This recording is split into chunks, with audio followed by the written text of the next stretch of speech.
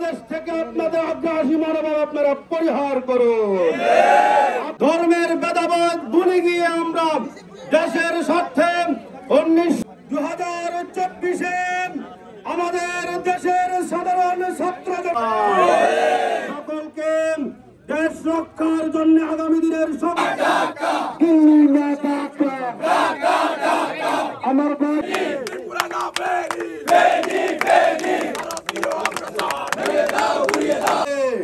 দেশের বিরুদ্ধে যারা ষড়যন্ত্র করবে তাদের